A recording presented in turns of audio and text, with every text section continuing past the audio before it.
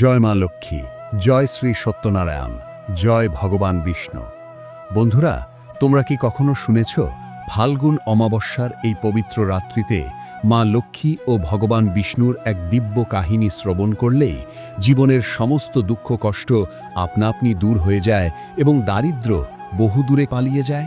আমার প্রিয় শ্রোতারা, আজকের দিনটি কেবল একটি তিথি নয়, এটি এক এমন দিব্য সুযোগ যখন স্বয়ং বৈকুণ্ঠপতি ভগবান বিষ্ণু ও মমতাময়ী মা লক্ষ্মী পৃথিবীতে বিচরণ করেন।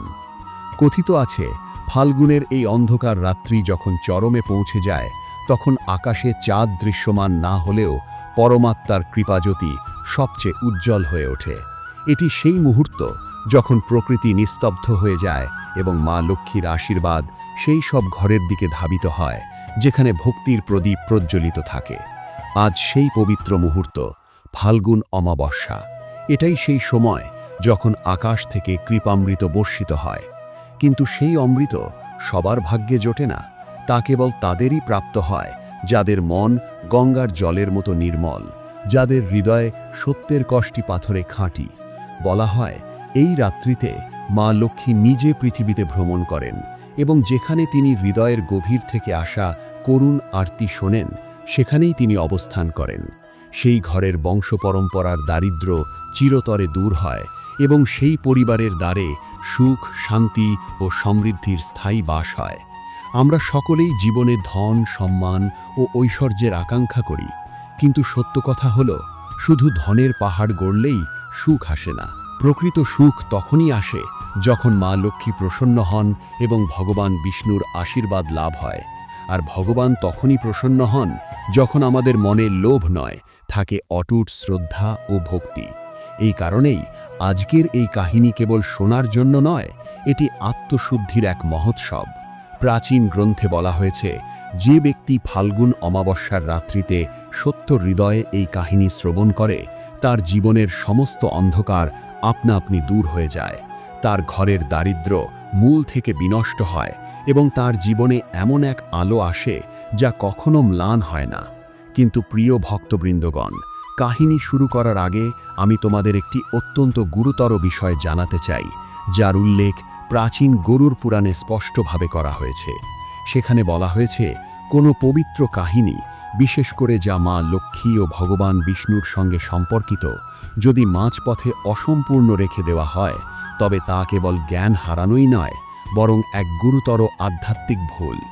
অসম্পূর্ণ কাহিনী মনে রেখে যায় অর্ধসত্য, আর অর্ধসত্যই সেই অন্ধকার যা মানুষকে পথভ্রষ্ট করে।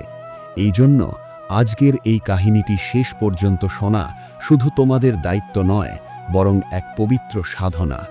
আজকের রাত্রিতে এই কাহিনী শ্রবণ করা সহস্র প্রদীপ প্রজ্বলনের সমান পুণ্য ফলদায়ক বলে মনে করা হয়। তাই আসুন, মনের সব দুশ্চিন্তা ত্যাগ করি, মনকে একাগ্র করি এবং পূর্ণ সমর্পণ নিয়ে এই দিব্য যাত্রায় এগিয়ে চলি। আর এগিয়ে যাওয়ার আগে, যদি তুমি একজন সত্যিকারের সনাতনী হও এবং চাও যে মা লক্ষ্মীর কৃপা প্রতিটি ঘরে পৌঁছক, তবে এই সংকল্প নিয়ে ভিডিওটি লাইক করো, প্রিয়জনদের সঙ্গে শেয়ার করো এবং আমাদের চ্যানেল নিত্যকথা সাবস্ক্রাইব করতে ভুলো না, যাতে প্রাচীন গ্রন্থের এই অমৃত বাণী অবিরাম তোমাদের কাছে পৌঁছতে পারে। প্রাচীন ভারতবর্ষের গৌরবোজ্জ্বল ইতিহাসের পাতায় এমন এক রাজ্যের উল্লেখ পাওয়া যায় যার নাম শুনলেই মন শ্রদ্ধায় ভরে ওঠে। সেই রাজ্যের নাম ছিল ভোজপুরি।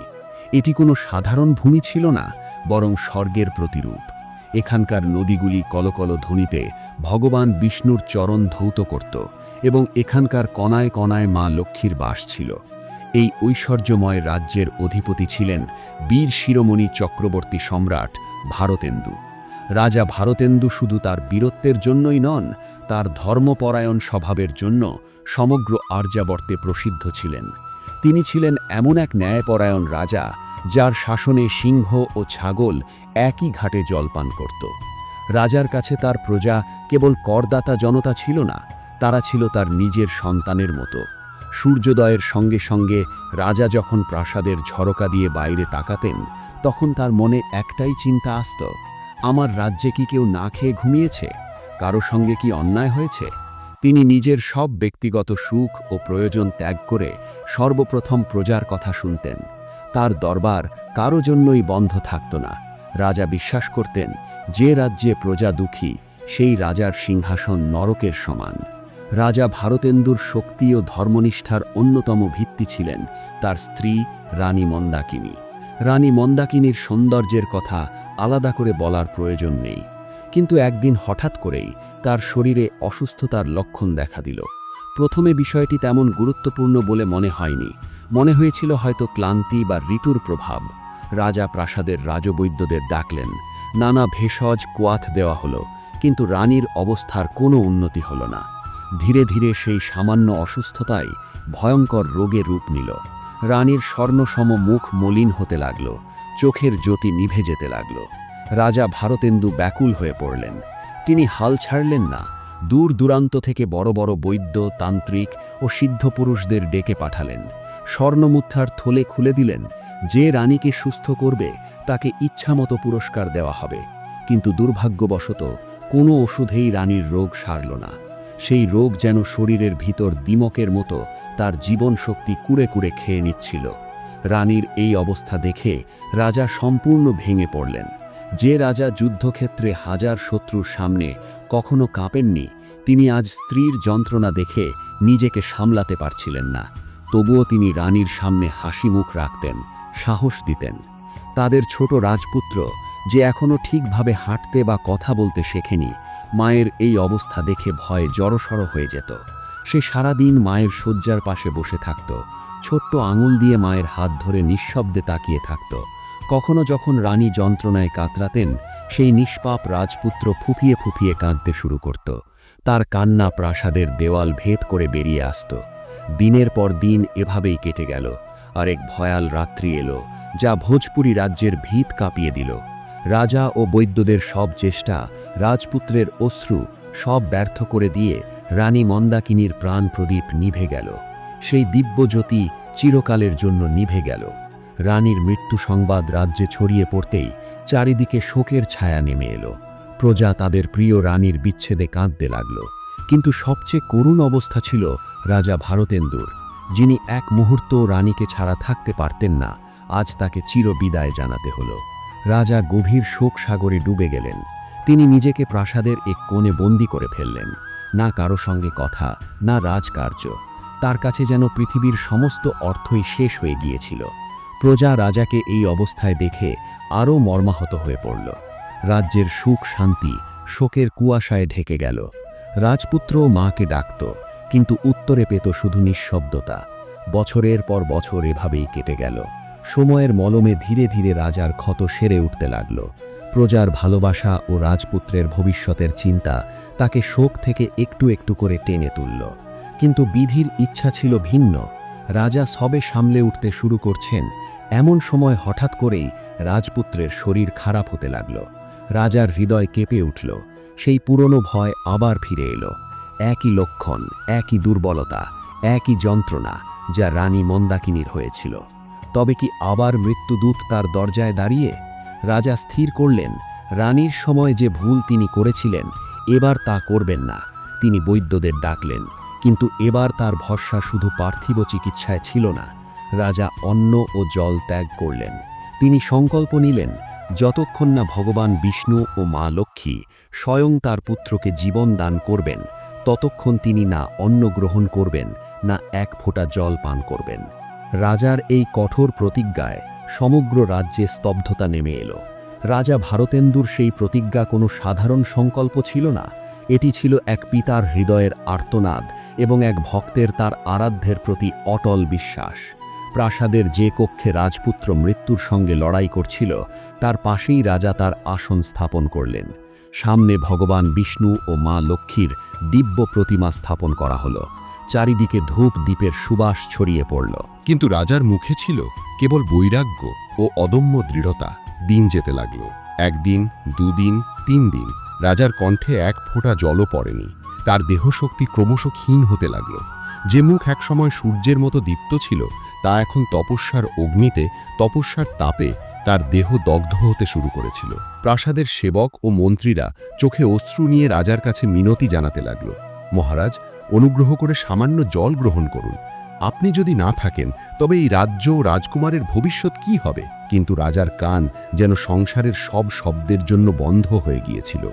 তিনি কেবল তার আরাধ্যের চরণধ্বনি আর নিজের পুত্রের ক্ষীণ শ্বাসপ্রশ্বাসই অনুভব করছিলেন। হঠাৎ সেই শান্ত কক্ষে এক অলৌকিক ঘটনা ঘটল। রাজকুমারের নিথর হয়ে পড়ে থাকা আঙুলগুলো হালকা কেঁপে উঠল। সেখানে উপস্থিত পরিচারিকারা চমকে উঠল। তারা দেখল রাজকুমারের বন্ধ চোখের ভেতরে পুতুলিগুলো নড়াচড়া করছে।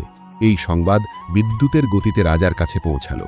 মন্ত্রীরা আনন্দে উদ্বেল হয়ে বলল, মহারাজ, চমৎকার হয়েছে, রাজকুমারের দেহে সঞ্চার দেখা দিয়েছে। এবার আপনি আপনার প্রতিজ্ঞা ভেঙে দিন, একটু জল পান করুন। কিন্তু রাজা ভারতেন্দু চোখ খুললেন না। অত্যন্ত ধীর কণ্ঠে তিনি বললেন, না, এটা কেবল জীবনের ইঙ্গিত, সম্পূর্ণ সুস্থতার নয়। আমি প্রতিজ্ঞা করেছি, যতক্ষণ না আমার পুত্র সম্পূর্ণ সুস্থ হয়ে নিজের পায়ে দাঁড়াবে, ততক্ষণ আমি আমার প্রতপস্যা ত্যাগ করব না। রাজার এই অটল সংকল্প দেখে দেবতারাও যেন কেঁপে উঠলেন। এটি ছিল এক ভক্তের এমন দৃঢ় জেদ, যার সামনে স্বয়ং ঈশ্বরকেও নত হতে হয়। ঠিক সেই মুহূর্তে কক্ষ জুড়ে এক অলৌকিক আলো ছড়িয়ে পড়ল। সেই আলো এতই শীতল ও দিব্য ছিল যে সহস্র চন্দ্রের আলো তার কাছে ম্লান হয়ে গেল। এমন সুগন্ধ ছড়ালো যা এই লোকের ছিল না। রাজা যখন চোখ খুললেন, দেখলেন তার সামনে স্বয়ং ভগবান বিষ্ণু ও মা লক্ষ্মী দাঁড়িয়ে আছেন। ভগবান বিষ্ণুর হাতে শঙ্খ, চক্র, গদা ও পদ্ম শোভা পাচ্ছে, আর মা লক্ষ্মীর করতল থেকে স্বর্ণমুদ্রা নয়, বরং মমতার আশীর্বাদ ঝরছে। রাজা ভারতেন্দু তাদের চরণে লুটিয়ে পড়লেন। তার চোখ থেকে অশ্রুধারা অবিরাম বয়ে চলল।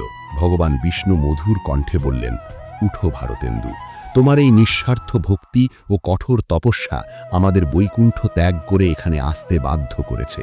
তুমি কেবল এক শ্রেষ্ঠ রাজাই নও, এক মহান ভক্ত। মা লক্ষ্মী রাজকুমারের মাথায় তার কোমল হাত বুলিয়ে দিলেন। তার স্পর্শ মাত্রেই রাজকুমারের দেহের সমস্ত রোগ, সমস্ত অন্ধকার মুহূর্তের মধ্যেই লুপ্ত হয়ে গেল। রাজকুমার চোখ খুলল এবং এমনভাবে উঠে বসল যেন সে কখনো অসুস্থই ছিল না। তার মুখ আবার পদ্মফুলের মতো প্রস্ফুটিত হয়ে উঠল। ভগবান বিষ্ণু গম্ভীর স্বরে রাজার দিকে তাকিয়ে বললেন, ভারতেন্দু, তোমার ভক্তি আজ মৃত্যুর মুখ থেকে তোমার পুত্রকে টেনে এনেছে। যদি তুমি এই তপস্যা না করতে, তবে তোমার এই পুত্র রানী মন্দাকিনীর মতো কালের গ্রাসে চলে যেত। কিন্তু মনে রেখো রাজন, নিয়তির চাকা এখনো থামেনি। এই জীবন দান পাওয়া গেল বটে, কিন্তু ভবিষ্যতে এই রাজকুমার ও তোমার রাজ্যের ওপর আরও এক ভয়ঙ্কর সংকট আসবে। সেই সংকট তোমার ভক্তি ও ধৈর্যের শেষ পরীক্ষা নেবে। এই কথা বলেই ভগবান বিষ্ণু ও মা লক্ষ্মী অন্তর্ধান হলেন। রাজার মনে আনন্দ ছিল, পুত্র বেঁচে গেছে, কিন্তু ভগবানের সেই সতর্ক বাণী তার হৃদয়ে এক অজানা আশঙ্কার বীজ বপন করে দিল। যাই হোক, রাজকুমার সুস্থ হতেই সারা রাজ্যে আবার আনন্দ ফিরে এলো। রাজা তার প্রতিজ্ঞা পূর্ণ করে অন্ন ও জল গ্রহণ করলেন। প্রজার রাজা ও ঈশ্বরের প্রতি বিশ্বাস আরও দৃঢ় হয়ে উঠল। সময় গড়াতে লাগল, রাজকুমার বড় হতে লাগল। মন্ত্রী ও রাজ্যের শুভানুধানীরা রাজাকে পরামর্শ দিলেন রাজ্যের ভবিষ্যৎ ও রাজকুমারের দেখভালের জন্য তার দ্বিতীয় বিবাহ করা উচিত। প্রথমে রাজা ভারতেন্দু অস্বীকার করলেন। তার হৃদয়ে তখনও রানী মন্দাকিনীর স্মৃতি জীবিত ছিল। কিন্তু একদিন রাজকুমারকে একা খেলতে দেখে তার হৃদয় গলে গেল। অবশেষে প্রজা ও রাজকুমারের কল্যাণের জন্য তিনি প্রতিবেশী দেশের এক অপরূপা ও গুণবতী রাজকুমারীর সঙ্গে দ্বিতীয় বিবাহ করলেন। দ্বিতীয় রানী আসার পর প্রাসাদে আবার রৌদ্রোজ্জ্বলতা ফিরে এলো। সেই রানী স্বভাবেও ছিলেন অত্যন্ত সরল ও স্নেহশীলা। অল্পদিনের মধ্যেই তিনি এক অতীব সুন্দর ও দিব্য রাজকন্যার জন্ম দিলেন। সেই শিশুটি এতটাই মিষ্টি ছিল যে তাকে দেখলেই রাজা সব দুঃখ ভুলে যেতেন। এখন রাজার পরিবার সম্পূর্ণ, একদিকে বীর রাজকুমার, অন্যদিকে কোমল রাজকুমারী। কিন্তু ভগবান বিষ্ণুর সতর্কবাণী যেমন ছিল, সুখের এই দিনগুলো বেশি দিন স্থায়ী হল না। রাজকন্যার জন্মের অল্প সময়ের মধ্যেই ভোজপুরি রাজ্যের সীমান্তে কালো মেঘ জমতে শুরু করল। এমন এক সংকট সামনে এলো যা রাজার বুদ্ধি ও শক্তি উভয়কেই চ্যালেঞ্জ জানালো। রাজ্যে হঠাৎ করে দুর্ভিক্ষ দেখা দিল। নদীগুলো শুকিয়ে যেতে লাগলো, আর প্রজার মনে এক অজানা ভয় বাসা বাঁধল। রাজা বুঝে গেলেন ভগবান যে সংকটের কথা বলেছিলেন তা এখন দ্বার প্রান্তে এসে দাঁড়িয়েছে। কিন্তু এই সংকট কেবল প্রাকৃতিক ছিল না, এর পেছনে লুকিয়েছিল এক গভীর রহস্য। প্রিয় শ্রোতাগণ, সুখের আয়ু কত ক্ষণস্থায়ী, সময়ের পরিবর্তন আমাদের শিক্ষা দেয়। ভোজপুরি রাজ্য, যা একসময় ধনধান্য ও সমৃদ্ধির প্রতীক ছিল, হঠাৎই এক গভীর অন্ধকারে তলা নিয়ে যেতে লাগল। রাজা ভারতেন্দুর হৃদয় প্রজার এই দুর্দশা দেখে বিদীর্ণ হয়ে গেল। তিনি প্রাসাদের সব দরজা খুলে দিলেন। রাজকোষ থেকে অন্ন ও ধন বিতরণ শুরু হলো। তিনি মন্ত্রীদের বললেন, যতদিন আমার প্রজার একজন মানুষও ক্ষুধার্ত থাকবে ততদিন আমি রাজকীয় ভোগ গ্রহণ করব না। তিনি তার বিলাসবহুল শয্যা ত্যাগ করে মেঝেতে শুতে লাগলেন। তার দ্বিতীয় রানী, যিনি স্বভাবতই কোমল, তিনিও রাজার দুঃখে সমানভাবে অংশীদার হলেন। দিন রাত তিনি রাজকুমার ও রাজকুমারীর যত্ন নিতেন। কিন্তু প্রাসাদের বাইরে যে হাহাকার চলছিল তা দেওয়াল পেরিয়ে ভেতরেও পৌঁছাতে লাগল। তবু সংকট শুধু দুর্ভিক্ষেই সীমাবদ্ধ থাকল না। যেমন বলা হয়, বিপদ এলে চারদিক থেকেই ঘিরে ধরে।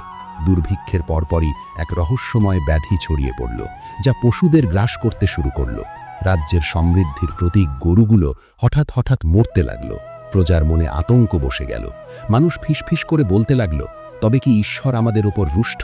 আমাদের রাজা কি কোনো ভুল করেছেন? রাজা ভারতেন্দু রাতের পর রাত জেগে থাকতেন। তিনি প্রজার জন্য চিন্তিত ছিলেন, আর সঙ্গে সঙ্গে তার মনে পড়ছিল ভগবান বিষ্ণুর সেই কথা, রাজকুমারের ওপরও সংকট আসবে। এক রাতে তিনি নিজের কক্ষে অস্থিরভাবে পায়চারা করছিলেন। হঠাৎ দেখলেন তার বড় রাজকুমারের আবার তীব্র জ্বর উঠেছে। রাজার হাত পা ঠান্ডা হয়ে গেল। তিনি সঙ্গে সঙ্গে রাজবৈদ্যকে ডাকালেন। বৈদ্য পরীক্ষা করে আতঙ্কিত হয়ে গেলেন।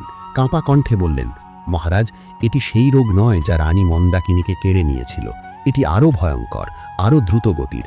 রাজকুমারের দেহে অদ্ভুত নীলচে দাগ ফুটে উঠছে। এমন রোগ আমরা আগে কখনো দেখিনি। রাজা ভারতেন্দুর ধৈর্য ভাঙতে লাগল। একদিকে ছিল ক্ষুধার্থ ও তৃষ্ণার্থ প্রজা, অন্যদিকে তার একমাত্র পুত্র আবার মৃত্যুর দ্বারপ্রান্তে। তিনি মনে মনে ভগবান বিষ্ণুকে ডাকলেন, হে নারায়ণ, এটাই কি সেই সংকট যার ইঙ্গিত আপনি দিয়েছিলেন? আমার ভক্তিতে কি কোনো ত্রুটি রয়ে গেছে? আমি তো আমার প্রজার জন্য সর্বস্ব উৎসর্গ করেছি, তবে এই পরীক্ষা কেন? ঠিক সেই সময় প্রাসাদের বাইরে থেকে এক গভীর কণ্ঠস্বর শোনা গেল। এক জটাধারী সাধু দ্বারে এসে দাঁড়িয়েছিলেন। তার শরীরে ভস্য লেপা, চোখে এক অদ্ভুত দীপ্তি। প্রহরীরা তাকে আটকাতে চাইলেও তার কণ্ঠে এমন প্রভাব ছিল যে কারু সাহস হলো না। রাজা ভারতেন্দু নিজেই বাইরে এসে তার সঙ্গে সাক্ষাৎ করলেন। সাধু রাজার দিকে তাকিয়ে বললেন, রাজন, এই দুর্ভিক্ষ, এই মহামারী এবং এই রাজকুমারের রোগ কিছুই কাকতালীয় নয়। এটি ভোজপুরি রাজ্যের কর্ম ও নিয়তির এমন এক চক্র যা কেবল ত্যাগ ও পরম বলিদানের দ্বারাই ভাঙা সম্ভব। তুমি যাকে সংকট মনে করছো তা তো কেবল সূচনা। যদি তুমি চাও তোমার প্রজা বেঁচে থাকুক এবং তোমার পুত্র এই কালপাশ থেকে মুক্তি পাক, তবে তোমাকে এমন এক পথ বেছে নিতে হবে যা আজ পর্যন্ত কোনো রাজা বেছে নেয়নি। রাজা হাত জোর করে বললেন, হে মহাত্মা, আমার প্রজা ও আমার পুত্রের জন্য আমি নিজের প্রাণ দিতেও প্রস্তুত। আপনি পথ দেখান। সাধু দীর্ঘশ্বাস ফেলে আকাশের দিকে তাকিয়ে বললেন, ফাল্গুন অমাবস্যার সেই রাত আসছে যখন ভগবান বিষ্ণু ও মা লক্ষ্মীর প্রভাব পৃথিবীতে সর্বাধিক হবে। কিন্তু সেই রাতে তোমাকে এমন এক পরীক্ষার মুখোমুখি হতে হবে যেখানে পিতা হিসেবে তোমার প্রেম আর রাজা হিসেবে তোমার ধর্ম দুটিই পরস্পরের মুখোমুখি দাঁড়াবে। যদি তুমি সেই রাতে একটি বিশেষ অনুষ্ঠান সম্পন্ন করতে পারো তবে এই সংকট কেটে যাবে। কিন্তু মনে রেখো, সেই অনুষ্ঠানের মূল্য অত্যন্ত বড় হবে। সেই মূল্য তোমার সুখ সুবিধা নয়, বরং তোমার হৃদয়ের সবচেয়ে প্রিয় অংশ। সাধুর কথা শুনে রাজার মন সংশয়ে আচ্ছন্ন হয়ে গেল। হৃদয়ের সবচেয়ে প্রিয় অংশ, এর অর্থ কি রাজকুমার, নাকি তার নন্হি রাজকুমারী, নথবা তার দ্বিতীয় স্ত্রী? রাজা কিছু জিজ্ঞাসা করার আগেই সেই সাধু কুয়াশার মধ্যে মিলিয়ে গেলেন। প্রাসাদের ভেতরে রাজকুমারের অবস্থা ক্রমে আরও খারাপ হতে লাগল। এখন সে আর চিনতেই পারছিল না তার পাশে কে দাঁড়িয়ে আছে। সে কেবল যন্ত্রণায় কাতরাচ্ছিল। রাজা ভারতেন্দু যেন সম্পূর্ণ একা হয়ে পড়েছিলেন।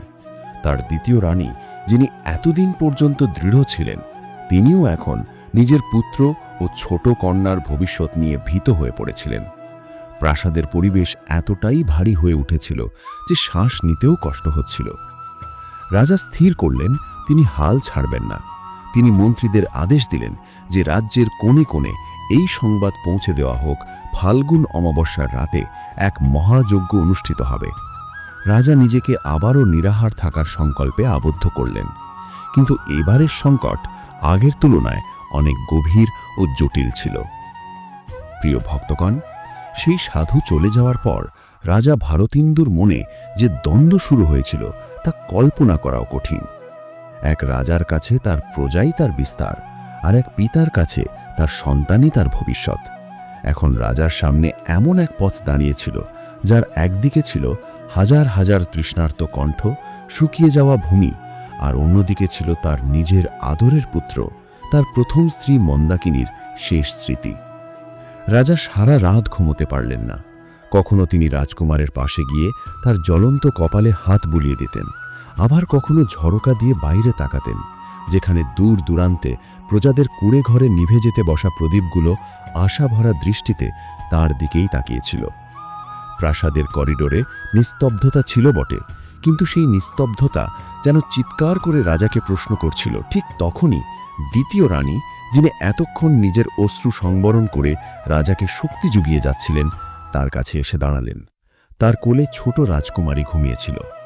রানী রাজার মুখে জমে থাকা চিন্তার রেখাগুলো পড়ে ফেলেছিলেন। তিনি অত্যন্ত ধীর ও কাঁপা কণ্ঠে জিজ্ঞেস করলেন, স্বামী, সেই মহাত্মা এমন কি মূল্য চেয়েছেন যার কথা শুনে আপনার মুখের দীপ্তি হারিয়ে গেছেন? তিনি কি আমাদের পুত্রের প্রাণের বিনিময় চাইছেন? রাজা ভারতেন্দু রানীর দিকে তাকালেন। তার চোখে অসহায়তা ঝরে পড়ছিল। তিনি বললেন, প্রিয়, সাধু বলেছেন ফাল্গুন অমাবস্যার রাতে আমাকে আমার হৃদয়ের সবচেয়ে প্রিয় অংশটি ত্যাগ করতে হবে। আমি বুঝতে পারছি না ঈশ্বর আমার কাছ থেকে কি চাইছেন। তিনি কি আমার রাজ্য চাইছেন, আমার প্রাণ, নাকি আমাদের সন্তানদের মধ্যে কাউকে? এ কথা বলতে বলতে রাজার কণ্ঠ রুদ্ধ হয়ে এলো। রানী মন্দাকিনীর মৃত্যুর পর এই দ্বিতীয় রানীর মধ্যেই রাজা এক বন্ধু ও এক শক্তিকে খুঁজে পেয়েছিলেন। রানী গভীর শ্বাস নিয়ে চোখের জল মুছে বললেন, মহারাজ, আপনি একজন চক্রবর্তী সম্রাট। আপনি সর্বদা প্রজাকে নিজের পরিবার বলে মনে করেছেন। যদি ভগবান বিষ্ণু ও মা লক্ষ্মী আমাদের পরীক্ষা নেন, তবে আমাদের পিছিয়ে আসা উচিত নয়। একজন মায়ের কাছে সন্তানের চেয়ে বড় কিচ্ছু নেই, কিন্তু একজন রানীর কাছে রাজ্যের ধর্মই সর্বোচ্চ। আপনি সেই অনুষ্ঠানের প্রস্তুতি নিন। যাই হোক, আমরা একসঙ্গেই সহ্য করব। রানীর এই কথাগুলো রাজার ভেতরে নতুন শক্তি সঞ্চার করল। ফাল্গুন অমাবস্যা আসতে তখন আর মাত্র 2 দিন বাকি। রাজা সারা রাজ্যে ঘোষণা করালেন, অমাবস্যার রাতে ভগবান বিষ্ণু ও মা লক্ষ্মীর মহাযজ্ঞ অনুষ্ঠিত হবে। তিনি বৈদ্যদের নির্দেশ দিলেন যেন রাজকুমারকে যজ্ঞশালার কাছেই রাখা হয়। এদিকে রাজ্যের পরিস্থিতি আরও ভয়াবহ হয়ে উঠছিল। কুয়োর জল পাতালে নেমে গিয়েছিল। মানুষ এক ফোঁটা জলের জন্য হাহাকার করছিল। কিন্তু মহাযজ্ঞের সংবাদ ছড়িয়ে পড়তেই হাজার হাজার মানুষ রাজধানীর দিকে ছুটে এলো। সবার মনে একটাই বিশ্বাস, তাদের রাজা নিশ্চয়ই এই বিপদ থেকে তাদের উদ্ধার করবেন। অবশেষে সেই অমাবস্যার রাত এসে গেল। আকাশে চাঁদের কোনো চিহ্নই ছিল না। ম্লান তারার আলোয় ভোজপুরি রাজ্যের ভূমি যেন এক বিশাল শ্মশানের মতো দেখা যাচ্ছিল। চারদিকে কেবল হোমকুণ্ডের আগুন আর মন্ত্রোচ্চারণের ধ্বনি। রাজা ভারতেন্দু তার রাজকীয় পোশাক ত্যাগ করে কেবল একটি শ্বেত বসন পরিধান করে যজ্ঞবেদিতে বসেছিলেন। যজ্ঞ শুরু হলো। ঘি ও আহুতির সুগন্ধে চারপাশ ভরে উঠল। কিন্তু মন্ত্রের তেজ যত বাড়তে লাগল, রাজকুমারের অবস্থাও তত খারাপ হতে শুরু করল। সে এমনভাবে যন্ত্রণায় ছটফট করতে লাগল যেন তার দেহের ভেতর কেউ আগুন জ্বালিয়ে দিয়েছে। রাজার মন বিচলিত হয়ে পড়ল। আহুতি দিতে দিতে তার হাত কাঁপছিল। একদিকে ব্রাহ্মণদের মন্ত্রোচ্চারণ, অন্যদিকে তার পুত্রের করুণ আর্তনাদ। ঠিক তখনই সেই রহস্যময় সাধু যজ্ঞশালায় উপস্থিত হলেন। তার হাতে একটি কমণ্ডলু, মুখে কঠোর দীপ্তি। তিনি রাজার দিকে তাকিয়ে গর্জে উঠলেন, রাজন! যজ্ঞশালায় মুহূর্তে নিস্তব্ধতা নেমে এলো। মন্ত্রীদের মুখ ফ্যাকাশে হয়ে গেল। এ তো পুত্রের মৃত্যুর চেয়েও ভয়ঙ্কর শাস্তি। যে রাজকুমার একদিন সম্রাট হওয়ার কথা, তাকে সারা জীবনের জন্য দারিদ্র্য ও সেবার পথে ঠেলে দেওয়া। রাজা ভারতেন্দুর সামনে ধর্মের সবচেয়ে কঠিন প্রাচীর দাঁড়িয়ে গেল। তিনি যদি পুত্রমোহ বেছে নেন, তবে রাজ্য ধ্বংস হবে, আর যদি রাজ্য বাছান, তবে পুত্র বেঁচে থাকবে ঠিকই, কিন্তু এক অত্যন্ত কষ্টকর ও সাধারণ জীবন নিয়ে। রাজা তার পুত্রকে দেখলেন যে তখন শেষ নিঃশ্বাস নিচ্ছিল। তারপর বাইরে দাঁড়িয়ে থাকা সেই হাজার হাজার মানুষের দিকে তাকালেন, যেখানে মায়েদের কোলে শিশু ক্ষুধা ও তৃষ্ণায় মৃত্যুর কোলে ঢলে পড়ছিল। রাজার হৃদয় গলে গেল। তিনি কাঁপতে থাকা হাতে নিজের স্বর্ণমুকুট খুলে যজ্ঞের দগ্ধ অগ্নিতে নিক্ষেপ করলেন। রাজা উচ্চস্বরে বললেন, হে নারায়ণ, হে মা লক্ষ্মী, যদি আমার পুত্রের রাজ্যাধিকার কেড়ে নিলে আমার প্রজা জীবন পায়, তবে আমি তা গ্রহণ করছি। আজ থেকে ঘোষণা করছি, আমার পুত্র আর এই রাজ্যের উত্তরাধিকারী নয়। সে এক সাধারণ মানুষের মতো সমাজের সেবা করবে। শুধু আমার প্রজার তৃষ্ণা নিবারণ করো প্রভু, এই নির্দোষ শিশুকে জীবন দান করো। রাজার এই কথা শেষ হতেই আকাশে ভয়ঙ্কর গর্জন শোনা গেল। মেঘ না থাকলেও বিদ্যুৎ চমকাতে লাগল, বাতাসের দিক বদলে গেল, আর ঠিক তখনই সেই তপ্ত ভূমিতে বৃষ্টির প্রথম ফোঁটা পড়ল। সেটি কেবল জলবিন্দু ছিল না, সেটি ছিল স্বয়ং মা লক্ষ্মীর আশীর্বাদ। দেখতে দেখতেই মুষলধারে বৃষ্টি নামল। তৃষ্ণার্ত ভূমি যুগে যুগের পিপাসার মতো সেই জল শুষে নিতে লাগল। রাজকুমারের দেহের নীলচে দাগগুলো মিলিয়ে যেতে শুরু করল। সে দীর্ঘশ্বাস নিয়ে উঠে বসল। তার জ্বর নেমে গেছে, কিন্তু তার চোখে আর রাজকীয় দীপ্তি ছিল না, ছিল এক অদ্ভুত প্রশান্তি। সে আর রাজকুমার নয়, এক সাধারণ বালক। প্রজা আনন্দে উল্লসিত হয়ে উঠল। মানুষ বৃষ্টিতে নাচতে লাগল। ভেজা মাটির সোঁদা গন্ধে সারা রাজ্য ভরে গেল। কিন্তু রাজার চোখে জল। তিনি পুত্রকে বাঁচালেন ঠিকই, কিন্তু তার ভবিষ্যৎ নিজ হাতে বিসর্জন দিলেন। সাধু মৃদু হেসে বললেন, রাজন, আজ তুমি তোমার পরীক্ষা সম্পন্ন করেছ। তুমি প্রমাণ করেছ যে সত্যিকারের শাসক সেই যে নিজের পরিবারের চেয়েও প্রজাকে বড় করে দেখে। তবে মনে রেখো, ভগবান বিষ্ণু ও মা লক্ষ্মীর লীলা এখানেই শেষ নয়। ফাল্গুন অমাবস্যার এই কাহিনী আরও গভীর রহস্য উন্মোচন করবে। যে রাজকুমার আজ সাধারণ হয়েছে, সেই একদিন এই রাজ্যের ভাগ্য বদলাবে। কিভাবে, তা সময়ই জানাবে। প্রিয় শ্রোতাগণ, মুষলধারে বৃষ্টি ভোজপুরি রাজ্যের তৃষ্ণার্ত ভূমির পিপাসা মিটিয়ে দিল। নদীগুলো আবার কলকল করে বইতে লাগল। ক্ষেত জুড়ে সবুজের আশার আলো জ্বলে উঠল। কিন্তু রাজপ্রাসাদের ভেতরে এক অদ্ভুত নিস্তব্ধতা ছেয়ে গেল। সেই নিস্তব্ধতা বৃষ্টির শব্দের চেয়েও গভীর ছিল। রাজা প্রজাকে বাঁচালেন বটে, কিন্তু একজন পিতা হিসেবে তার হৃদয়ে যে ক্ষত তৈরি হলো, তা কোনো ওষুধে সারার নয়। যে পুত্র একদিন এই বিশাল সাম্রাজ্যের অধিপতি হওয়ার কথা ছিল, সে এখন এক সাধারণ বালকে পরিণত হয়েছে। যে কপালে একসময় অমূল্য রাজমুকুট শোভা পাওয়ার কথা, সেখানে এখন কেবল সরলতার রেখা। রাজা তার প্রতিজ্ঞা রক্ষা করেছিলেন। ভগবান বিষ্ণুর সামনে করা অঙ্গীকার অনুযায়ী তিনি রাজকুমারের সমস্ত রাজকীয় অধিকার কেড়ে নিয়েছিলেন। এখন তাকে রাজপ্রাসাদের বিলাসবহুল কক্ষে নয়, প্রাসাদের এক সাধারণ কোণে থাকতে হতো, যেখানে সেবক ও কর্মচারীরা বাস করত। সময়ের সাথে সাথে রাজ্য আবার সমৃদ্ধ হতে লাগল, কিন্তু রাজপ্রাসাদের ভেতরে সম্পর্কের এক নতুন পরীক্ষা শুরু হলো। রাজার দ্বিতীয় রানী, যিনি এতদিন অত্যন্ত সরল ও স্নেহশীলা বলে মনে হতেন, তার মনে ধীরে ধীরে এক নতুন চিন্তার জন্ম হতে লাগল। এটাই মানব স্বভাব। যখন পথের কাঁটা সরে যায়, তখন মানুষের ফুল পাওয়ার আকাঙ্ক্ষা আরও বেড়ে যায়। এখন যেহেতু রাজপুত্র আর উত্তরাধিকারী রইল না, তাহলে সিংহাসনের পরবর্তী দাবিদার কে হবে? স্বাভাবিকভাবেই সেই ছোট রাজকুমারী, যে রানী নিজ গর্ভে ধারণ করে জন্ম দিয়েছিল। রানীর মনে মাতৃত্বের এক বিকৃত রূপ জেগে উঠল। সে ভাবতে লাগল, রাজপুত্র যদি এভাবেই প্রাসাদে থাকে, তবে ভবিষ্যতে প্রজারা আবার তাকে রাজা করার দাবি তুলতে পারে। তার ভয় ছিল, রাজার প্রথম পুত্রের প্রতি যে গোপন স্নেহ আছে, তা যেন তার নিজের কন্যার অধিকার কেড়ে না নেয়। এই ভয়ই ধীরে ধীরে রানীর আচরণ বদলে দিতে শুরু করল। যে রানী একসময় রাজপুত্রকে নিজের সন্তানের মতো ভালোবাসত, সেই এখন তার থেকে দূরে সরে যেতে লাগল। প্রিয় ভক্তবৃন্দ, এখানেই আসে এক অত্যন্ত মর্মস্পর্শী অধ্যায়। যে শিশুটিকে এখন সবাই শুধু চন্দ্র নামে ডাকত, তার অধিকার সম্পর্কে রাজা এক দীর্ঘশ্বাস ফেলে বললেন, রানী, আমি যে সিদ্ধান্ত নিয়েছিলাম তা ঈশ্বরের ইচ্ছাতেই ছিল। ভবিষ্যতে যা হবে তিনি স্থির করবেন, তুমি বিচলিত হও না। কিন্তু রানীর মন শান্ত হল না। সে ধীরে ধীরে রাজপুত্রের বিরুদ্ধে ষড়যন্ত্র বুনতে শুরু করল। প্রাসাদের কিছু লোভী লোককে সে নিজের পক্ষ করে নিল। মহলে গুজব ছড়িয়ে দেওয়া হলো, এই শিশুটি যে একসময় রাজপুত্র ছিল, এখন রাজ্যের জন্য অশুভ। বলা হতে লাগল, যতদিন সে প্রাসাদে থাকবে, ততদিন বিপদের ছায়া লেগেই থাকবে। এই সময় সেই ছোট শিশুটি, যে এখন যৌবনের পথে পা বাড়াচ্ছিল, প্রাসাদের বৃদ্ধ রাজগুরুর কাছ থেকে শেখা গরুর পুরাণের শিক্ষাগুলো হৃদয়ে ধারণ করতে শুরু করল।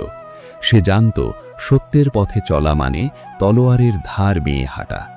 এক রাতে আবার ফিরে এলো সেই ফাল্গুন অমাবস্যার তিথি। স্বপ্নে চন্দ্র দেখল, মা লক্ষ্মী তাকে ডাকছেন। মা বললেন, পুত্র, তোমার পরীক্ষা এখনো শেষ হয়নি।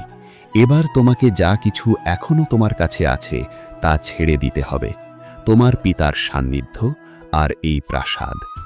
ভোর হতেই চন্দ্র নিজের ছোট্ট ঝোলাটি কাঁধে তুলে নিল এবং নিঃশব্দে প্রাসাদের প্রধান ফটকের দিকে এগিয়ে গেল। সে কারো কাছে অভিযোগ করতে চায়নি, নাই বা রানীর ষড়যন্ত্রের অংশ হতে চেয়েছিল। তার মনে হলো তার উপস্থিতিতে যদি পিতার কষ্ট হয় বা প্রাসাদে অশান্তি বাড়ে তবে চলে যাওয়াই শ্রেয়। কিন্তু ঠিক তখনই প্রাসাদের সীমানা পেরোনোর মুহূর্তে তার ছোট বোন, সেই রাজকুমারী, দৌড়ে এসে হাজির হল। সে তার দাদাকে ভীষণ ভালোবাসত। সে চন্দ্রের হাত ধরে কাঁদতে কাঁদতে বলল, দাদা, তুমি আমাদের ছেড়ে কোথায় যাচ্ছ? তুমিও কি মায়ের মতো চলে যাবে? চন্দ্রের চোখেও জল চলে এসেছিল। সে বোনকে বুকে জড়িয়ে ধরে বলল, ছোট্টা, আমি কোথাও যাচ্ছি না, আমি তো শুধু সত্যের সন্ধানে বেরিয়েছি। তুমি মা বাবার যত্ন নিও। মনে রেখো, আসল বৈভব প্রাসাদে নয়, মানুষের চরিত্রে। ঠিক সেই মুহূর্তে প্রাসাদের দ্বারে আবার আবির্ভূত হলেন সেই রহস্যময় সাধু। এবার তিনি একাই ছিলেন। চন্দ্রের দিকে তাকিয়ে তিনি বললেন, পুত্র, যে পথে তুমি চলেছ সেই পথ তোমাকে এমন এক স্থানে নিয়ে যাবে যেখানে আজ পর্যন্ত কোনো রাজা পৌঁছতে পারেনি। তবে মনে রেখো, এই সংসার তোমাকে ভাঙার চেষ্টা করবে, তোমাকে মিথ্যে প্রমাণ করতে চাইবে। তুমি কি প্রস্তুত? চন্দ্র মাথা নত করে সাধুর চরণ স্পর্শ করল। যখন রাজা ভারতেন্দু জানতে পারলেন যে তার পুত্র প্রাসাদ ত্যাগ করে চলে গেছে, তিনি উন্মাদের মতো তাকে খুঁজতে বেরোলেন। কিন্তু চন্দ্র কোথাও মিলল না। রানীর মনে হল তার পথ পরিষ্কার হয়ে গেছে, কিন্তু সে বুঝতে পারেনি নিজের হাতেই সে নিজের ঘরের আসল লক্ষ্মী আর ভাগ্যকে বের করে দিয়েছে। চন্দ্র রাজ্যের সীমানা পেরোনোর সঙ্গে সঙ্গে ভোজপুর রাজ্যের উপর আবার বিপদের মেঘ জমে গেল।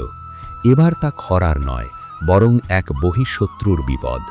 সে শুনেছিল রাজা ভারতেন্দু এখন দুর্বল আর তার উত্তরাধিকারী প্রাসাদ ছেড়ে পালিয়ে গেছে।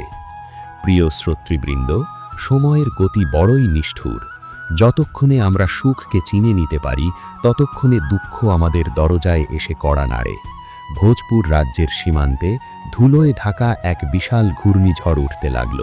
কিন্তু সেটা কোনো সাধারণ ঝড় নয়, বরং ওটা ছিল প্রতিবেশী রাজ্যের নিষ্ঠুর ও অত্যাচারী রাজা দুর্জন সিংহের সেনাবাহিনীর গর্জন। দুর্জন সিংহ যখন শুনল রাজা ভারতেন্দুর তেজস্বী পুত্র প্রাসাদ ত্যাগ করেছে আর রাজা নিজেও পুত্রবিয়োগে বৃদ্ধ ও দুর্বল হয়ে পড়েছেন, তখন সে সুযোগ চিনে নিল। তার মনে লোভের বিষ ছড়িয়ে পড়ল আর সে ভোজপুরের সেই পবিত্র ভূমি গ্রাস করার সিদ্ধান্ত নিল, যে ভূমিকে মা লক্ষ্মী নিজ আশীর্বাদে সিঞ্চিত করেছিলেন।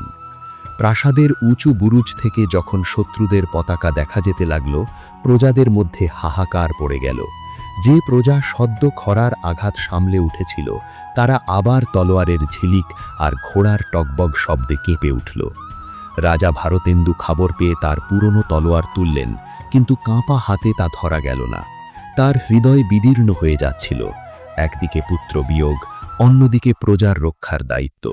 তিনি মন্ত্রীদের বললেন, এটাই কি আমার নিয়তি? আমার পূর্বপুরুষদের গৌরবময় রাজ্য কি এক অত্যাচারীর হাতে চলে যাবে? হে নারায়ণ, আমার তপস্যায় কি এতটাই ঘাটতি ছিল যে আজ আমাকে এই দিন দেখতে হলো? অন্যদিকে প্রাসাদের দ্বিতীয় রানীর অবস্থাও শোচনীয় হয়ে উঠেছিল। প্রিয় ভক্তরা, এবার সেই অধ্যায়ে মন দিন যা আপনার হৃদয় স্পর্শ করবে।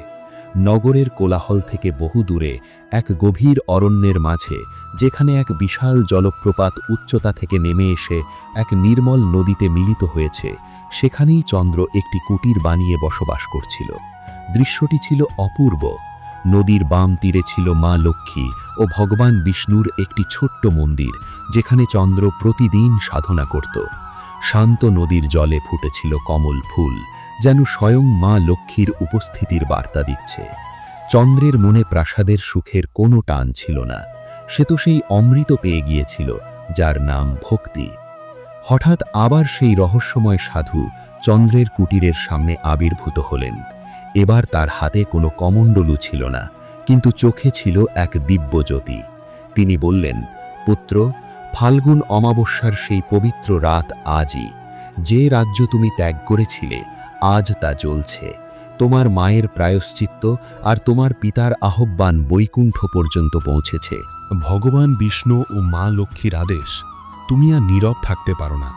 যাও, প্রমাণ করো সত্যিকারের উত্তরাধিকারী সেই নয় যার মাথায় মুকুট আছে, বরং সে যার হৃদয়ে প্রজার প্রতি প্রেম আর ঈশ্বরের প্রতি অটুট বিশ্বাস। চন্দ্র শান্তভাবে বলল, মহাত্মা, আমি তো নিজের অধিকার ত্যাগ করেছি। আমি এখন এক সাধারণ সেবক। আমি একা কিভাবে সেই বিশাল সেনাবাহিনীর মোকাবিলা করব? সাধু মৃদু হাসলেন, বললেন, তুমি একা নও। যে ব্যক্তি মা লক্ষ্মীর কাহিনী নিজের জীবনে ধারণ করেছে তার সঙ্গে স্বয়ং নারায়ণের শক্তি চলে। আজ ফাল্গুন অমাবস্যার শক্তি তোমার সহায়। যাও, নদীর তীরে যেখানে কমল ফুটে আছে সেখান থেকে এক মুঠো ধুলো তুলে নিজের কপালে লাগাও। ওটা ধুলো নয়, এই ভূমির আশীর্বাদ। চন্দ্র তাই করল। সেই পবিত্র মাটির ধুলো কপালে লাগাতেই তার দেহে এক অলৌকিক শক্তির সঞ্চার হল। তার সাধারণ দেহ থেকে এক দিব্য আলো বিচ্ছুরিত হতে লাগল। কুটির থেকে সে নিজের সেই পুরনো লাঠিটা তুলে নিল, যেটা হাঁটার সময় ভরসা হিসাবে রাখত। কিন্তু এখন সেই লাঠি বজ্রের মতো শক্তিশালী মনে হচ্ছিল। সে খালি পায়ে রাজধানীর দিকে রওনা হল। এদিকে রাজধানীর প্রাচীরে চূড়ান্ত আঘাত আসন্ন। দুর্জন সিংহ অট্টহাসি হাসছিল। রাজা ভারতেন্দু শেষ প্রার্থনা করে তলোয়ার তুললেন। ঠিক তখনই নগরের প্রধান দ্বারে এক তুমুল কোলাহল শুরু হল। শত্রু সেনারা হঠাৎ পিছিয়ে যেতে লাগল। তারা দেখল এক যুবক সন্ন্যাসী, যার মুখে সূর্যের মতো তেজ, শান্ত পায়ে এগিয়ে আসছে। তার হাতে কোনো অস্ত্র নেই, তবু তার পদচারণাতেই যেন পৃথিবী কেঁপে উঠছে। দুর্জন সিংহ উপহাস করে সে বলল, এই ভিখারিটাকে দেখো, এ কি আমাদের সঙ্গে যুদ্ধ করবে? একে মেরে ফেলো। শত শত সৈনিক চন্দ্রের দিকে ঝাঁপিয়ে পড়ল, কিন্তু তারা যতই তার কাছে পৌঁছতে লাগল, হঠাৎই দিশেহারা হয়ে একে অপরের সঙ্গেই লড়াইয়ে জড়িয়ে পড়ল। কেউ বা মাটিতে লুটিয়ে পড়ল। চন্দ্র তার লাঠি দিয়ে মাটিতে একখানা রেখা টেনে গর্জে উঠল। এটি ভোজপুরের সেই পবিত্র ভূমি যা মা লক্ষ্মীর বরদান প্রাপ্ত। এখানে কোনো অধার্মিক পা রাখতে পারবে না। প্রিয় ভক্তগণ, সেই দৃশ্য এমন ছিল যেন স্বয়ং ভগবান বিষ্ণুর সুদর্শন চক্র অদৃশ্য রূপে চন্দ্রকে রক্ষা করছে। বাতাসে মা লক্ষ্মীর মন্ত্রধ্বনিত হতে লাগল। যে বিশাল শত্রু সেনা এতক্ষণ অপরাজেয় বলে মনে হচ্ছিল, তারা হঠাৎ এক অজানা ভয়ে আক্রান্ত হয়ে পড়ল। হাতি আর ঘোড়ারা নিজেদেরই সৈনিকদের পিষে ফেলতে শুরু করল। মনে হচ্ছিল যেন প্রকৃতি নিজেই শত্রুর বিরুদ্ধে দাঁড়িয়েছে। উঁচু স্থান থেকে যখন রাজা ভারতেন্দু তার পুত্রকে এই দিব্য রূপে দেখলেন, তার চোখ বেয়ে অশ্রু ঝরতে লাগল। তিনি বুঝে গেলেন তার পুত্র কোনো সাধারণ মানুষ নয়, ঈশ্বরের প্রত্যক্ষ রূপ হয়ে এসেছে। দ্বিতীয় রানীও প্রাসাদের ছাদে দাঁড়িয়ে এই অলৌকিক দৃশ্য দেখছিল এবং নিজের ভুলের জন্য অনুশোচনার আগুনে দগ্ধ হচ্ছিল। প্রিয় ভক্তরা, যুদ্ধক্ষেত্র তখন আর কেবল দুই সেনার সংঘর্ষ রইল না, তা রূপ নিল ধর্ম আর অধর্মের মহাযুদ্ধ। যখন রাজা দুর্জন সিংহ দেখল এক সাধারণ সন্ন্যাসীর সামনে তার সৈনিকরা ছত্রভঙ্গ হয়ে যাচ্ছে, তখন তার ক্রোধ সপ্তম আকাশে পৌঁছে গেল। সে তার রথ থেকে লাফিয়ে নামল এবং নিজের কালো মায়ার আহ্বান করতে লাগল। বহু বছর ধরে অন্ধকার গুহায় বসে সে যে শক্তিগুলোর সাধনা করেছিল, সেগুলো কেবল ধ্বংস করতেই জানত। দেখতে দেখতে যুদ্ধক্ষেত্রে ধুলোর এক কালো ঘূর্ণিঝড় উঠল, আর তার ভিতর থেকে বেরিয়ে এলো ভয়ঙ্কর প্রেত আর মায়াবী অস্ত্র। আকাশে বজ্র নিনাদ শুরু হলো, কিন্তু সে বজ্র আলো দেওয়ার জন্য নয়, ভয় সৃষ্টি করার জন্য।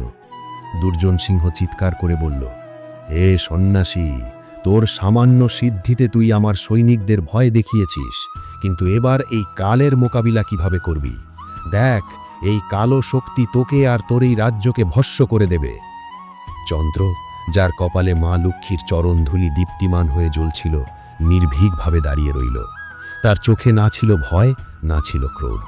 সে তার সেই সাধারণ লাঠিটা মাটিতে ঠেসে ধরল আর চোখ বন্ধ করল। তার হৃদয়ের গভীরে ছিল ভগবান বিষ্ণুর ধ্যান আর নিঃসহায়দের জন্য মা লক্ষ্মীর নাম। সে প্রার্থনা করল, হে জগৎ জননী, হে পালনহার নারায়ণ, এই যুদ্ধ আমার নয়, এই যুদ্ধ এই পবিত্র ভূমির মর্যাদার। যদি আমার ত্যাগ সত্য হয়, যদি আমার ভক্তি নিষ্কাম হয়, তবে প্রকট হয়ে এই অন্ধকারের অবসান ঘটান। চন্দ্রের কথাগুলো শেষ হতেই ফাল্গুন অমাবস্যার সেই কালো রাত হঠাৎ স্বর্ণালোক দিয়ে ভরে গেল। আকাশ থেকে এমন এক ধ্বনি ভেসে এলো যেন হাজার হাজার শঙ্খ একসঙ্গে বাজতে শুরু করল। সেই কালো মায়ার ঘূর্ণিঝড় ভেদ করে স্বয়ং ভগবান বিষ্ণু ও মা লক্ষ্মী দিব্য গরুড়ে আরূঢ় হয়ে আবির্ভূত হলেন।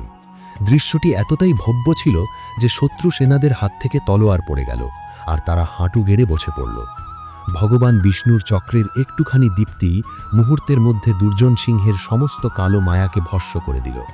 যে অত্যাচারী রাজা এতক্ষণ গর্জন করছিল, সে সেই দিব্য তেজ সহ্য না করতে পেরে অন্ধ হয়ে মাটিতে লুটিয়ে পড়ল। তার সব শক্তি, সব অহংকার ধূলিসাৎ হয়ে গেল। ভগবান বিষ্ণু মৃদু হেসে বললেন, দুর্জন, শক্তির ব্যবহার রক্ষার জন্য, ধ্বংসের জন্য নয়। তুমি সেই ভূমিতে আঘাত করেছ যেখানে স্বয়ং লক্ষ্মীর বাস। আজ তোমার পরিণতি অনিবার্য। ঠিক তখনই চন্দ্র এগিয়ে এসে 2 হাত জোড় করল। সে বলল, প্রভু, আজকের রাত ক্ষমা আর করুণার রাত। এই অজ্ঞ ব্যক্তিকে মৃত্যুদান করবেন না, তাকে অনুতাপের সুযোগ দিন। এটাই হবে মা লক্ষ্মীর প্রকৃত বিজয়। চন্দ্রের করুণা দেখে মা লক্ষ্মী অত্যন্ত প্রসন্ন হলেন। তিনি নিজের হাতে দিব্য আলোর বৃষ্টি করলেন। দুর্জন সিংহের দৃষ্টিশক্তি ফিরে এলো, কিন্তু তার হৃদয় সম্পূর্ণ বদলে গেছিল। সে কাঁদতে কাঁদতে চন্দ্রের চরণে লুটিয়ে পড়ল এবং নিজের অপরাধের জন্য ক্ষমা প্রার্থনা করতে লাগল। প্রিয় ভক্তগণ, যুদ্ধ শেষ হয়ে গেছিল, কিন্তু প্রকৃত মিলন তখনও বাকি ছিল। রাজা ভারতেন্দু ও দ্বিতীয় রানী কাঁদতে কাঁদতে নগরের দ্বারে এসে পৌঁছলেন। রাজা নিজের পুত্র চন্দ্রকে বুকে জড়িয়ে ধরলেন। তার চোখের জল থামার নাম নিল না। রাজা বললেন, পুত্র, আমি তোর প্রতি যে অন্যায় করেছি, আগুনের সামনে দেওয়া প্রতিজ্ঞা, তা আমাকে ভিতরে ভিতরে মেরে ফেলেছিল। আমাকে ক্ষমা করে দে। তখনই ভগবান বিষ্ণু ও মা লক্ষ্মী তাদের কাছে এগিয়ে এলেন। মা লক্ষ্মী মধুর কণ্ঠে বললেন, রাজন, দুঃখিত হয়েও না। সেই প্রতিজ্ঞা, সেই ত্যাগ, সেই সংকট সবই ছিল এক লীলা। আমরা সংসারকে দেখাতে চেয়েছিলাম যে প্রকৃত উত্তরাধিকারী সেই যে সুখে প্রজাকে ভোলে না আর দুঃখে ঈশ্বরের সঙ্গ ত্যাগ করে না। চন্দ্র তার ভক্তি আর ত্যাগের মাধ্যমে সেই প্রতিজ্ঞার সীমা অতিক্রম করেছে। আজ থেকে সেই প্রতিজ্ঞা সমাপ্ত। চন্দ্রই এই রাজ্যের পরবর্তী সম্রাট হবে। কিন্তু সে শুধু রাজা নয়, সে হবে এক রাজর্ষি, এমন এক রাজা যে প্রজার সেবাকেই নারায়ণের পূজা বলে মানবে। দ্বিতীয় রানীও চন্দ্রের পায়ে লুটিয়ে পড়ে নিজের অশ্রু দিয়ে তার চরণ ধুয়ে দিল। চন্দ্র তার ছোট বোনকে কোলে তুলে নিল, যে এখন নিরাপদ ছিল। সমগ্র ভোজপুর রাজ্যে আবার সেই প্রাচীন বৈভব ফিরে এলো। তবে এবার সেই বৈভব কেবল ধনের নয়, তা ছিল ভক্তি আর প্রেমের। ফাল্গুন অমাবস্যার সেই রাত শেষ হলো, আর সকালের সূর্য নিয়ে এলো নতুন আশার আলো। রাজা ভারতেন্দু চন্দ্রের রাজ্যাভিষেক করলেন এবং নিজে ঈশ্বর ভক্তিতে লীন হয়ে গেলেন। সেই রাজ্য যুগ যুগ ধরে মা লক্ষ্মীর কৃপায় ধন্য হয়ে রইল, যেখানে আর কখনো কেউ ক্ষুধার্ত হয়ে শয়ন করল না। যারা যারা শেষ অবধি দেখেছেন, শুধুমাত্র তারাই কমেন্ট করুন, জয় মা লক্ষ্মী, জয় ভগবান বিষ্ণু। ভগবান বিষ্ণু করুক সবাই ভালো থাকবেন, সুস্থ থাকবেন, বেশি বেশি করে ব্রত কথা শ্রবণ করবেন।